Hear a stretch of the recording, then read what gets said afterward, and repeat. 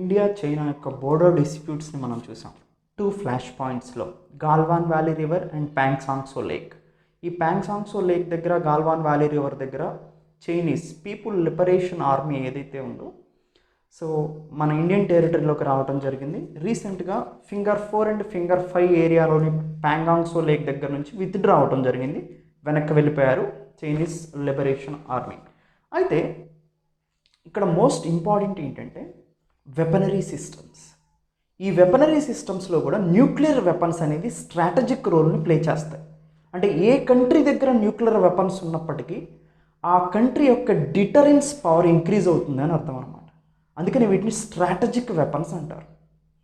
Suppose Pakistan occupied కాశ్మీర్ని liberate చేయడానికి ఇండియాకి ఒక వన్ డేలో ఇండియన్ ఆర్మీ లిబరేట్ చేయగలుగుతుంది. అంటే ఆ పాకిస్తాన్ ఆక్యుపైడ్ కాశ్మీర్ మొత్తాన్ని ఇండియాలో ఇంక్లూడ్ చేయగలిగే క్యాపబిలిటీస్ ఇండియన్ ఆర్మీకి ఉన్నాయి.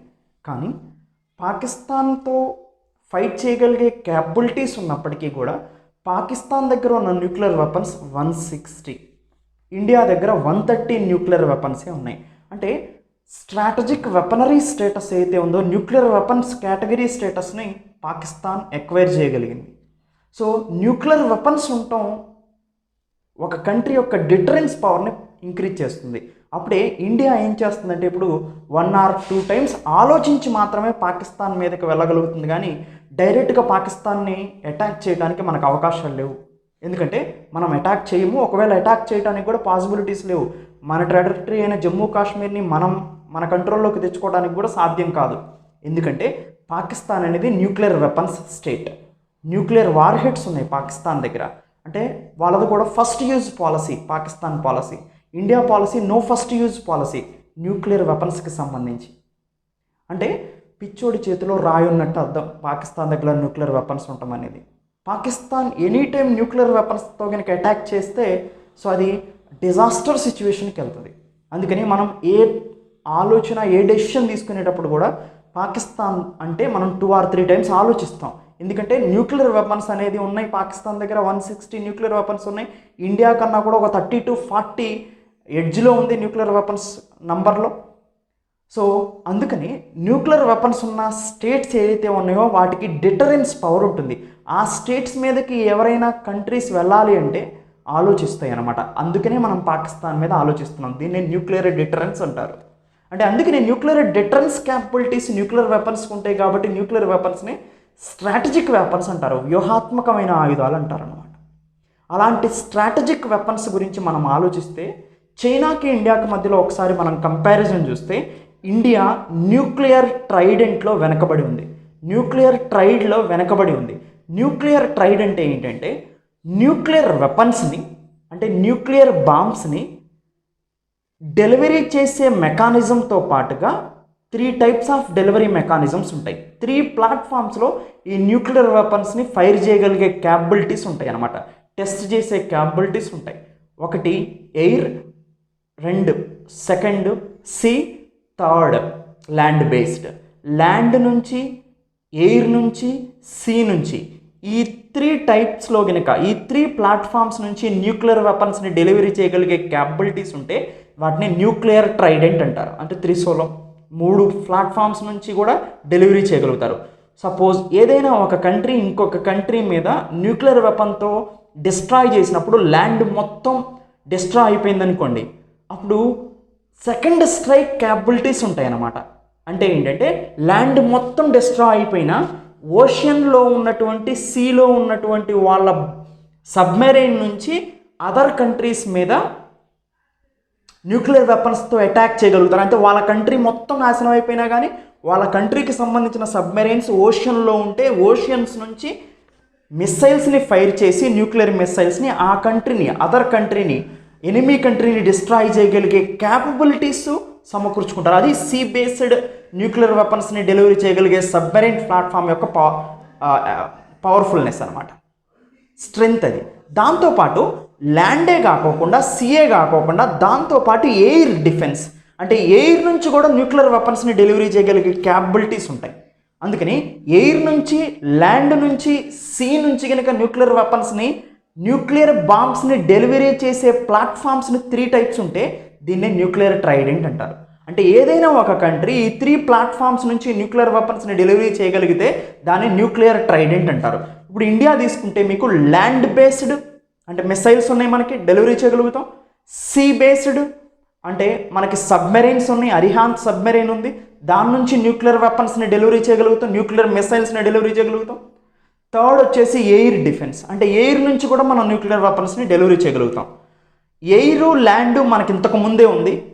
సీ బేస్డ్ అంటే ఐఎన్ఎస్ అరిహాంట్ని 2016లో ఇంట్రొడ్యూస్ చేయడంతో మనకి సీ డిటరెన్స్ కూడా వచ్చింది. సీ న్యూక్లియర్ డిటరెన్స్ అంటే సీ నుంచి కూడా న్యూక్లియర్ వెపన్స్ని సబ్మెరైన్ ద్వారా డెలివరీ చేయగలిగే క్యాపబిలిటీస్ ఇండియాకి రావడంతో 2016 నుంచి ఇండియా న్యూక్లియర్ ట్రైడెంట్ కంట్రీగా మారింది. అంటే ఇండియా 3 బేస్డ్ ప్లాట్ఫామ్స్ నుంచి ఎక్కడి నుంచి అయినా కానీ న్యూక్లియర్ వెపన్స్ని ఏ కంట్రీ మీదైనా లాంచ్ చేయగలిగే క్యాపబిలిటీస్ ఇండియాకి వచ్చింది. 2016లో న్యూక్లియర్ ట్రైడెంట్ ట్యాగ్ అనేది ఇండియాకి ఇవ్వడం జరిగింది. అయితే చైనా ఈ న్యూక్లియర్ ట్రైడెంట్ క్యాపబిలిటీస్లో ఇండియా కన్నా కూడా మోర్ అడ్వాన్స్డ్ ఎడ్జ్లో ఉండిందని క్లియర్గా చెప్పచ్చు. సో ఒక్కసారి ఈ న్యూక్లియర్ ట్రైడెంట్ని మనం పరిశీలిస్తే ఎయిర్, ల్యాండ్, సీ నుంచి ఇండియా, చైనా తమ వెపన్స్ ప్లాట్ఫామ్ని ఎలా డెలివరీ చేయగలుగుతాయి, ఎటువంటి వెపనరీ ప్లాట్ఫామ్స్ని ఉపయోగిస్తున్నారో ఒకసారి మనం చూసే ముందు అసలు న్యూక్లియర్ వెపన్స్ అనేది న్యూక్లియర్ ట్రైడెంట్లో 2 యూనిక్ ఫీచర్స్ ఉన్నాయి. ఒకటి, న్యూక్లియర్ ట్రైడెంట్ స్టేటస్కి వెళ్ళాలంటే ఫస్ట్ న్యూక్లియర్ వెపన్స్ ఉండాలి వాళ్ళ దగ్గర, అంటే న్యూక్లియర్ బాంబ్స్ ఉండాలి. సెకండ్, ఈ న్యూక్లియర్ వెపన్స్ని, న్యూక్లియర్ బాంబ్స్ని డెలివరీ చేయగలిగే క్యాపబిలిటీస్ ఉన్న ప్లాట్ఫామ్స్ కావాలి. అంటే సపోజ్ న్యూక్లియర్ బాంబ్ ఉంది, ఇలా చేత్తో విసిరేయలేం కదా, వీటిని క్యారీ చేసే ప్లాట్ఫామ్స్ అంటే మిస్సైల్స్ కానీ, వీటిని క్యారీ చేసే ఏరోప్లేన్స్ కానీ, వీటిని ఫైర్ చేయగలిగే, సీ నుంచి ఫైర్ చేయగలిగే సబ్మెరైన్ మిసైల్స్ కానీ, సబ్మెరైన్స్ కానీ ఉండాలన్నమాట. అంటే ఇక్కడ 2 యూనిక్ ఫీచర్స్ ఉన్నాయి. ఒకటి న్యూక్లియర్ వెపన్ ఉండాలి, ఆ ఉన్న న్యూక్లియర్ వెపన్స్ని డెలివరీ చేయగలిగే ప్లాట్ఫామ్ ఉండాలి. అయితే న్యూక్లియర్ వెపన్స్ గురించి మనం మాట్లాడితే ఇండియా దగ్గర 130 న్యూక్లియర్ వెపన్స్ ఉన్నాయి. చైనా దగ్గర 3 చైనా దగ్గర ఉన్నటువంటి న్యూక్లియర్ వెపన్స్ని మీరు ఒకసారి చూస్తే 320 న్యూక్లియర్ వెపన్స్ ఉన్నాయి. ఇండియా దగ్గర 130 to 150 న్యూక్లియర్ వెపన్స్ ఉన్నాయి. అయితే ఈ న్యూక్లియర్ వెపన్స్ని మనం nuclear fission capabilities, nuclear fission చేసే రియాక్టర్స్ ద్వారా, న్యూక్లియర్ ఫిజన్ టెక్నాలజీస్ ద్వారా ఈ న్యూక్లియర్ వెపన్స్ని మ్యానుఫ్యాక్చరింగ్ చేస్తారు. న్యూక్లియర్ ఫిజన్ అంటే సింపుల్గా యురేనియం 235 ఏదైతే ఉందో దాన్ని ప్యూరిఫై చేస్తే మీకు యురేనియం 238 వస్తుంది. సో యురేనియం 238 మనకి ప్యూరిఫై చేసింది, సెంట్రిఫ్యూజెస్లో ప్యూరిఫై చేస్తారు. అంటే యురేనియాన్ని మీరు 5% ప్యూరిఫై చేస్తే దాన్ని మనం ఎలక్ట్రిసిటీ కన్జంప్షన్కి ఉపయోగించుకోవచ్చు, ఎలక్ట్రిసిటీ జనరేషన్కి ఉపయోగించుకోవచ్చు. అదే న్యూక్లియర్ యురేనియంని మీరు 20% వరకు ప్యూరిఫై చేస్తే మెడికల్ ఐసోటోప్ అంటే క్యాన్సర్ ట్రీట్మెంట్లో ఉపయోగించవచ్చు. అదే న్యూక్లియర్ ఫ్యూయల్ అయిన యురేనియాన్ని మీరు 80% కనుక ప్యూరిఫై చేస్తే సెంట్రిఫ్యూజెస్లో దాన్ని న్యూక్లియర్ గ్రేడ్ యురేనియం అవుతుంది. న్యూక్లియర్ వెపన్స్ని తయారు చేయడానికి యురేనియం ఉపయోగిస్తారు, ప్లూటోనియం ఉపయోగిస్తారు, థోరియం ఉపయోగిస్తారు. మేజర్గా యురేనియం, ప్లూటోనియం, థోరియం ఉపయోగిస్తారు. యురేనియం కన్నా ప్లూటోనియం పవర్ఫుల్, ప్లూటోనియం కన్నా thorium powerful. So plutonium, thorium అనేది యురేనియం కన్నా పవర్ఫుల్ న్యూక్లియర్ ఫ్యూయల్స్ అనమాట. సో అందుకని థోరియం, ప్లూటోనియం అనేది మోస్ట్ డేంజరస్ ఎలిమెంట్స్. వీటిని ప్యూరిఫై చేస్తే అవి వాటి స్టేట్లో ఉండలేవు, వొలటైల్ ఇన్ నేచర్ అనమాట. సో అందుకని ప్లూటోనియం, థోరియం అనేది యురేనియం కన్నా కూడా పవర్ఫుల్ ఫ్యూయల్ యురేనియానికి, న్యూక్లియర్ వెపన్స్కి సంబంధించి. సో అయితే న్యూక్లియర్ గ్రేడ్ యురేనియం ఉంటుంది, అంటే 80% వరకు చేస్తే ఇదే weapons grade plutonium or weapons grade fuel అంటారు వీటిని. వెపన్స్ గ్రేడ్ ఫ్యూయల్లో వెపన్స్ గ్రేడ్ యురేనియం ఉంటుంది, వెపన్స్ గ్రేడ్ ప్లూటోనియం ఉంటుంది, వెపన్స్ గ్రేడ్ థోరియం ఉంటుంది. అంటే ఈ వెపన్స్ గ్రేడ్ ప్లూటోనియం అనేది, వెపన్స్ గ్రేడ్ ఫ్యూయల్ అనేది ఈజీగా మీరు న్యూక్లియర్ వెపన్స్ని తయారు చేయడానికి అవసరమయ్యే మెటీరియల్ అనమాట. అలాంటి వెపన్స్ గ్రేడ్ ప్లూటోనియం ఇండియా దగ్గర మనకి 0.6 మిలియన్ టన్స్ మాత్రమే ఉంది. చైనా దగ్గర 2.9 million tons weapons grade plutonium ఉంది. అంటే ఇక్కడ న్యూక్లియర్ వెపన్స్ని మ్యానుఫ్యాక్చరింగ్ చేయడానికి ఉపయోగించే వెపన్స్ గ్రేడ్ ప్లూటోనియంలో క్లియర్ కట్ మనకన్నా కూడా చైనా ఎడ్జ్లో ఉంది. తర్వాత అయితే ఈ న్యూక్లియర్ వెపన్స్ని మ్యానుఫ్యాక్చరింగ్ చేయటంలో చైనా మనకన్నా ముందు అడ్వాంటేజ్లో ఉంది. వాళ్ళ దగ్గర ఆల్రెడీ త్వరగా కన్వర్ట్ చేసుకోగలిగే వెపన్ గ్రేడ్ ఫ్యూయల్ అనేది ఎక్కువగా ఉందనేది మనకు అర్థమవుతుంది. తర్వాత ఈ న్యూక్లియర్ ట్రైడెంట్కి సంబంధించిన ఫస్ట్ ఫ్యూచర్ చూసాం. న్యూక్లియర్ వెపన్స్ని మ్యానుఫ్యాక్చరింగ్ చేయగలిగే క్యాపబిలిటీ చైనా దగ్గర ఇప్పుడు ఉంది. సో చైనా ఎడ్జ్లో ఉంది. సెకండ్ వచ్చేసరికి న్యూక్లియర్ వెపన్స్ని డెలివరీ చేసే ప్లాట్ఫామ్స్, అంటే ఎయిర్ నుంచి డెలివరీ చేసే ప్లాట్ఫామ్స్ అంటే యుద్ధ విమానాలు, ఎయిర్ క్రాఫ్ట్స్. సీ నుంచి డెలివరీ చేసే ప్లాట్ఫామ్స్ అంటే సబ్మెరైన్ బేస్డ్ మిసైల్స్.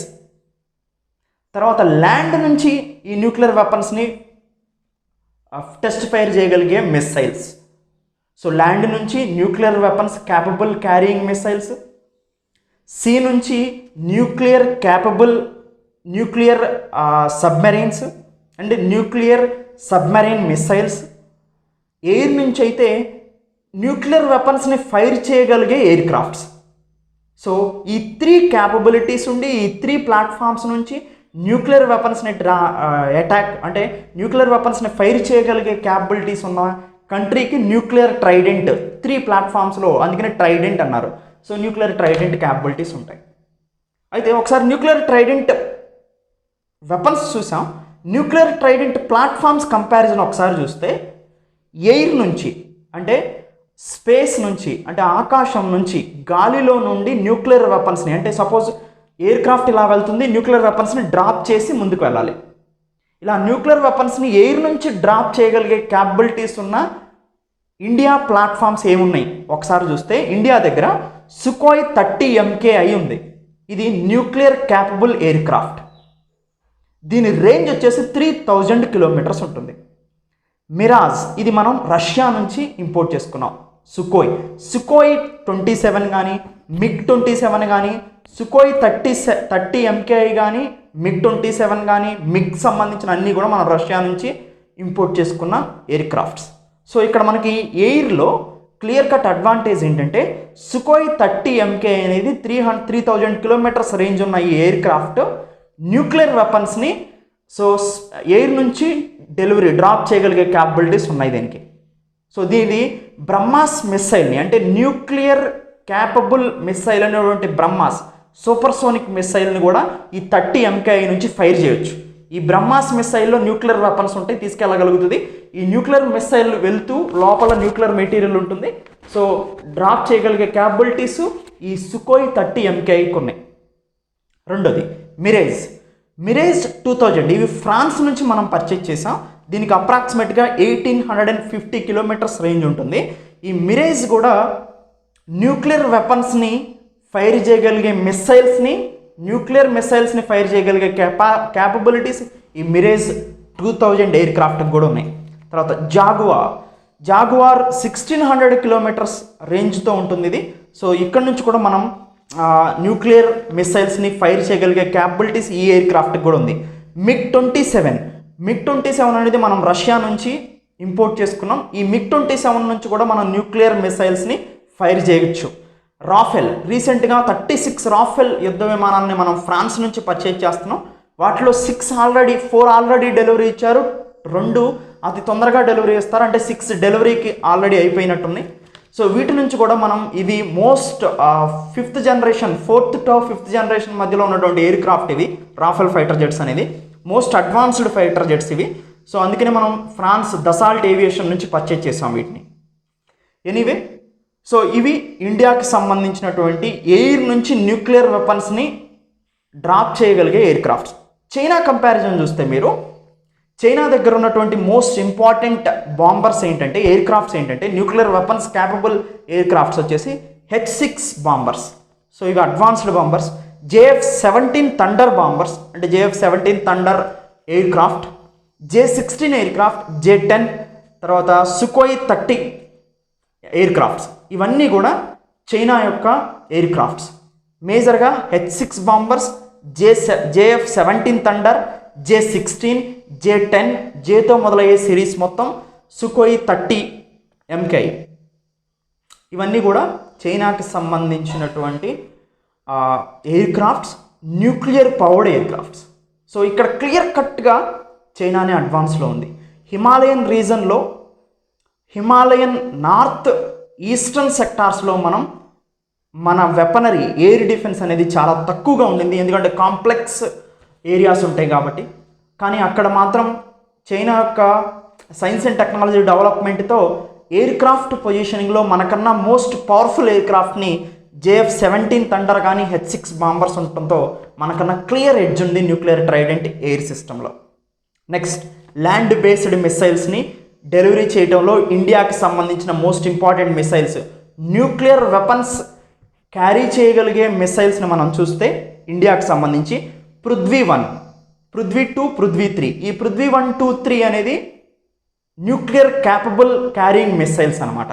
న్యూక్లియర్ వెపన్స్ని క్యారీ చేయగలిగే మిసైల్స్ ఇవి, ల్యాండ్ బేస్డ్ మిసైల్స్ అంటే surface to surface missiles. Prithvi సిరీస్ని మనం ప్రత్యేకంగా పాకిస్తాన్ని, చైనాని కౌంటర్ చేయడానికి డెవలప్ చేసినటువంటి most advanced missile nuclear weapons capable missiles అనమాట. So Agni series Prithvi one 150 kilometres వరకు వెళ్ళగలుగుతుంది, పృథ్వీ-2 350 కిలోమీటర్స్ వరకు కూడా వెళ్ళగలిగే క్యాపబిలిటీస్ ఉంటాయి. అగ్ని సిరీస్లో మనకి ఇవి surface to surface nuclear weapons capable carrying missiles. Agni one 700 kilometres range వరకు వెళ్తుంది, అగ్ని-2 2000 కిలోమీటర్స్ వరకు వెళ్తుంది, అగ్ని-3 3000 వరకు వెళ్తుంది, అగ్ని-4 3500 కిలోమీటర్స్ రేంజ్లో ఉన్న టార్గెట్ని అచీవ్ చేయగలుగుతుంది. Agni five intercontinental ballistic missile అంటారు. దాదాపుగా చైనాలోని ఏ ప్రాంతాన్ని టచ్ చేయటానికైనా కానీ మనకి పవర్ ఉంది అగ్ని-5 మిసైల్తో. దాదాపుగా 5000 to 5500 కిలోమీటర్స్ అంటే చైనాలో ఉన్న మ్యాక్సిమం ఏరియాని మనం కవర్ చేయగలుగుతాం అనమాట. అంటే అగ్ని-5తో ఇంటర్ కాంటినెంటల్ బాలిస్టిక్ మిసైల్ ట్యాగ్ని మనం అచీవ్ చేయగలం. మనం 5th కంట్రీ ICBM మిసైల్స్ ఉన్న కంట్రీస్లో. అలాంటి ICBM మిసైల్ ఉండటం వల్ల చైనా రేంజ్ని మొత్తం కవర్ చేస్తాం. చైనాలోని ఏ ఏరియాకైనా కానీ మనం న్యూక్లియర్ వెపన్ని డ్రాప్ చేయగలుగుతాం. దాంతో న్యూక్లియర్ డిటరెన్స్ క్యాపబిలిటీస్ చైనాకి సంబంధించి మనకు వచ్చినాయి. కానీ అగ్ని-5కి సంబంధించి ఓన్లీ 5500 కిలోమీటర్స్ వరకే వెళ్తుంది కాబట్టి ఇంకా ట్రయల్ రన్లోనే ఉన్నాయి. సో కొన్ని మాత్రమే ఇండ్యూస్ చేయడం జరిగింది. అంటే మోర్ నంబర్ ఆఫ్ అగ్ని-5 మిసైల్స్ని మనం ఇంకా డెవలప్ చేయలేదు. ఇంకా క్లియర్ కట్గా ఉండాలి అంటే అగ్ని-6 రావాలి. 8000 కిలోమీటర్స్ వరకు న్యూక్లియర్ వెపన్స్ని డ్రాప్ చేయగలిగే క్యాపబిలిటీ అయిన అగ్ని-6లో మళ్ళీ ఇంకా మనం వెనకబడి ఉన్నాం. అగ్ని-6 వచ్చినప్పుడే మనం కంప్లీట్గా చైనాలోని ఎవ్రీ పిన్ పాయింట్ ఏరియాని కూడా టచ్ చేయగలుగుతాం. సో అంటే అగ్ని-6ని మనం పూర్తిగా డెవలప్ చేసి సాధ్యమైనంత త్వరగా ఆర్మీకి ఇవ్వాల్సిన అవసరం ఉంటుంది. అప్పుడే క్లియర్ కట్ ఎడ్జ్లో ఉంటాం ల్యాండ్ బేస్డ్ మిసైల్స్లో. సో ఈ అగ్ని సిరీస్ మిసైల్స్ కూడా పృథ్వీ మిసైల్స్, ఇవి రెండు కూడా న్యూక్లియర్ క్యాపబుల్ ల్యాండ్ మిసైల్స్ అనమాట. బ్రహ్మాస్ కూడా సర్ఫేస్ టు సర్ఫేస్ వెళ్ళగొడుతుంది, ఆల్ ప్లాట్ఫామ్ నుంచి సూపర్సోనిక్ మిసైల్ అది, కానీ రేంజ్ చాలా తక్కువగా ఉంటుంది. సో బ్రహ్మాస్-1 అనేది మనకి దాదాపుగా 299 కిలోమీటర్స్ రేంజే ఉంటుంది. బ్రహ్మాస్-2 మనం 500 to 599 to 600 కిలోమీటర్స్ రేంజ్ వరకు డెవలప్ చేయగలుగుతాం. కానీ అది ట్రయల్ రన్ బేస్డ్లోనే ఉంది. ఇండియా రష్యా కొలాబరేషన్తో వచ్చింది ఈ BrahMos missile. So supersonic missile, ఇది రేంజ్ చాలా తక్కువగా ఉంటుంది, బాలిస్టిక్ మిసైల్ కాదు. బాలిస్టిక్ మిసైల్స్ యొక్క రేంజ్ ఎక్కువగా ఉంటుంది. సో ఇక్కడ అగ్ని, పృథ్వీ అనేవి land based long range nuclear వెపన్స్ని డ్రాప్ చేయగలిగే సర్ఫేస్ టు సర్ఫేస్ మిసైల్స్ అనమాట. నెక్స్ట్, మీరు చైనా యొక్క అడ్వాంటేజ్ చూస్తే DF సిరీస్ అని ఉంది వాళ్ళ దగ్గర. ఈ DF సిరీసు దాదాపుగా 12,000 కిలోమీటర్స్ వరకు కూడా న్యూక్లియర్ వెపన్స్ని డ్రాప్ చేయగలుగుతాయి. అంటే USAని కౌంటర్ చేయడానికి డెవలప్ చేసిన చైనా మిసైల్స్ ఇండియాని కౌంటర్ చేయడం చాలా ఈజీ. సో అంటే ఇక్కడ కూడా చైనా ఎడ్జ్లో ఉంది ల్యాండ్ బేస్డ్ మిసైల్స్లో. మన అగ్ని సిరీస్ అగ్ని-5 ఇప్పుడు మనకు అందుబాటులో ఉన్నది ఓన్లీ 5500 కిలోమీటర్స్ వరకు వెళ్ళగలిగితే, అక్కడ ఉన్నటువంటి చైనా దగ్గర ఉన్న DF సిరీస్ అప్రాక్సిమేట్గా 12,000 కిలోమీటర్స్లో ఉన్న టార్గెట్ని డిస్ట్రాయ్ చేయగలుగుతుంది DF series missiles. So land based clear cut advantage చైనాకే ఉంది, మనం ఇంకా డెవలప్ చేసుకోవాల్సిన అవసరం ఉంది. తర్వాత సీ బేస్డ్ మీరు ఒకసారి చూస్తే ఐఎన్ఎస్ అరిహాంత్ సిరీస్, ఐఎన్ఎస్ అర్దిదామన్ ఇలాంటి ఒక 6 న్యూక్లియర్ పవర్డ్ సబ్మెరైన్స్ని ఇండియా ఇండిజినియస్గా డెవలప్ చేస్తుంది. సో ఈ న్యూక్లియర్ పవర్డ్ సబ్మెరైన్స్ అనమాట, న్యూక్లియర్ వెపన్స్ని క్యారీ చేయగలిగే సబ్మెరైన్స్, న్యూక్లియర్ వెపన్స్ని రిలీజ్ చేయగలిగే, న్యూక్లియర్ వెపన్స్తో అటాక్ చేయగలిగే సబ్మెరైన్స్. అలాంటి ఐఎన్ఎస్ అరిహాంత్ ఇంకా ట్రయల్ రన్లోనే ఉంది, కంప్లీట్ డిప్లాయ్ కాలేదు, ఇంకా టెస్ట్ జరుగుతూనే ఉన్నాయి, కంప్లీట్ కాలేదు అనేది మనకు పూర్తి ఇన్ఫర్మేషన్ ఉంది. సో అలాంటి ఐఎన్ఎస్ అరిహాంట్ 2016లో జాయిన్ అవడంతో మనం న్యూక్లియర్ ట్రైడెంట్ 3 ప్లాట్ఫామ్స్ నుంచి న్యూక్లియర్ వెపన్స్ని లాంచ్ చేయగలిగే క్యాపబిలిటీస్ మనకు వచ్చినాయి అని చెప్పారు. అయితే ఈ ఐఎన్ఎస్ అరిహాంట్లో మనకి న్యూక్లియర్ ఐఎన్ఎస్ అరిహాంట్ సబ్మెరైన్లో నుంచి డిప్లాయ్ చేయగలిగే మిసైల్స్ ఏంటంటే K-15 న్యూక్లియర్ వెపన్స్ మిసైల్. ఇది 750 కిలోమీటర్స్ వరకు వెళ్తుంది. దీన్ని K-15 సాగారిక అంటారు. K-4 మిసైల్, ఇది 3500 కిలోమీటర్స్ వరకు ఓషన్లో వెళ్తూ 3500 కిలోమీటర్స్ వరకు వెళ్ళగలిగే missile, submarine attacked missile.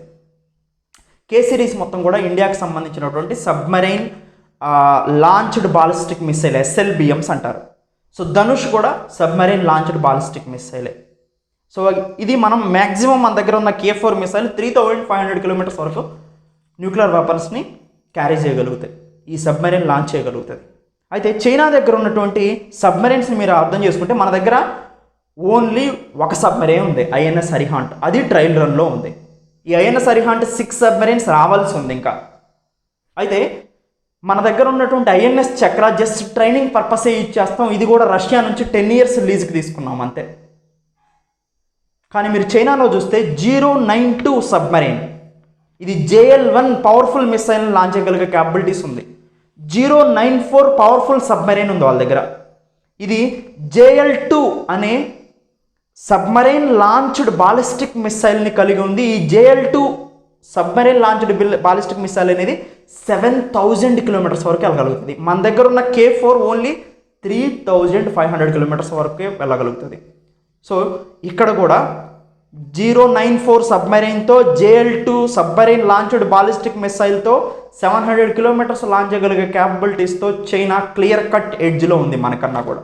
Already trial run అయిపోయింది, వాళ్ళు లాంచ్ చేయగలిగే క్యాపబిలిటీస్ని కూడా కలిగి ఉన్నారు. కానీ ఇండియా మాత్రం సీ లెవెల్ నుంచి సబ్మెరైన్ నుంచి మిసైల్ లాంచ్ చేయడంలో కొంచెం వెనకబడి ఉంది. సో సీలో కూడా క్లియర్ కట్ అడ్వాంటేజ్ చైనాకే ఉంది. ల్యాండ్లో చైనాకే అడ్వాంటేజ్ ఉంది DF సిరీస్తో. సీలో కూడా 094 సబ్మెరైన్తో క్లియర్ కట్ అడ్వాంటేజ్ చైనాకే ఉంది. ఎయిర్లో కూడా JF-17H6 బాంబర్తో క్లియర్ కట్ అడ్వాంటేజ్ చైనాకే ఉంది. అంటే న్యూక్లియర్ ట్రైడెంట్ క్యాపబిలిటీస్లో, న్యూక్లియర్ వెపన్స్ని ఫైర్ చేయగలిగే క్యాపబిలిటీస్లో చైనాతో కంపేర్ చేస్తే న్యూక్లియర్ ట్రైడెంట్ విషయంలో ఇండియా వెనకబడి ఉంది. ఇండియా డెవలప్ చేసుకోవాల్సిన అవసరం ఉంది. న్యూక్లియర్ ట్రైడెంట్ మోర్ క్యాపబిలిటీస్ ఉంటే న్యూక్లియర్ డిటరెన్స్ వస్తుంది. చైనా కూడా ఇండియా మీదకి రావడానికి భయపడుతుంది. సో ఇప్పటికి కూడా ఇండియా మీద అటాక్ చేయాలంటే కుదరని పని. ఎందుకంటే ఆల్రెడీ న్యూక్లియర్ ట్రైడెంట్ క్యాపబిలిటీస్ ఉన్నాయి, కానీ ఎంత క్యాపబిలిటీ ఉన్నది అనేది ఎవరికీ తెలియదు. సో ఇది ఒక స్ట్రాటజిక్ డాక్యుమెంట్స్. కానీ మన దగ్గర ఉన్న వెపనరీ ప్లాట్ఫామ్స్ ఆధారంగా నార్మల్గా చెప్తాం. కానీ న్యూక్లియర్ డిటరెన్స్ డైరెక్ట్గా న్యూక్లియర్ వెపన్స్ ఏ కంట్రీ యూజ్ చేయదు, ఎందుకంటే కంప్లీట్ డిస్ట్రాక్షన్ కాబట్టి. వరల్డ్ వార్ 3 వచ్చిందంటే కన్ఫామ్గా న్యూక్లియర్ వెపన్స్ యూజ్ చేస్తారు. అలాంటి వరల్డ్ వార్ 3 రాకుండా ఉండటానికి యునైటెడ్ నేషన్ ఫామ్ అయింది. సో ఇలాంటి గ్లోబలైజ్డ్ కంట్రీస్, గ్లోబలైజ్డ్ సిచ్యువేషన్లో కంట్రీస్ మ్యూచువల్ కోఆపరేషన్లో కంట్రీస్ ఒక కంట్రీ బిజినెస్ని ప్రోత్సహించుకొని వరల్డ్ ఎకానమీని డెవలప్ చేయాల్సిన ఈ తరుణంలో ఏ కంట్రీ కూడా వార్కి వెళ్ళే పొజిషన్లో ఉండదు. COVID-19తో వార్ చేయడమే సరిపోతుంది. సో అందుకని కానీ న్యూక్లియర్ డిటరెన్స్ వేరు, న్యూక్లియర్ వార్ వేరు. న్యూక్లియర్ వార్కి ఏ కంట్రీస్ వెళ్ళవు, కానీ న్యూక్లియర్ డిటరెన్స్ క్యాపబిలిటీస్ సంపాదించుకుంటాయి. అంటే అవతల కంట్రీ మన మీదకి దాడి చేయకోకుండా న్యూక్లియర్ డిటరెన్స్ తెచ్చుకుంటాం అనమాట. అందుకని న్యూక్లియర్ ట్రైడెంట్ని చైనా మన మీద ఒక కొంచెం కూడా ఆలోచన లేకుండా చేసేలాగా న్యూక్లియర్ డిటరెన్స్ని మనం ఇంక్రీజ్ చేసుకోవాల్సిన అవసరం ఉంది. అలానే న్యూక్లియర్ వెపన్స్ని బాగా పెంచుకొని వరల్డ్ కంట్రీస్కి థ్రెట్ లాగా మారాలని కాదు, జస్ట్ న్యూక్లియర్ వెపన్స్తో మనం అటాక్ చేయాలని కాదు. మన పాలసీ కూడా అది కాదు. నో ఫస్ట్ యూజ్ పాలసీ, అది మనం ఫస్ట్ యూజ్ పాలసీ కాదు. చైనా కూడా no first use policy, Pakistan మాత్రమే ఫస్ట్ యూజ్ పాలసీ. సో అందుకని కంక్లూజన్ ఏంటంటే చైనా ఇలాంటి టాక్టిక్స్కి రాకోకుండా ఫ్యూచర్లో కూడా మన మీద అడ్వాంటేజెస్ పొజిషన్కి రాకోకుండా ఉండాలి అంటే న్యూక్లియర్ డిటరెన్స్ క్యాపబిలిటీస్ ఇంక్రీజ్ చేసుకోవాలి land, air, sea based. So అప్పుడే మనం చైనాకి స్ట్రాంగ్ కౌంటర్ ఇవ్వగలుగుతాం nuclear trident and nuclear deterrence పాలసీలో.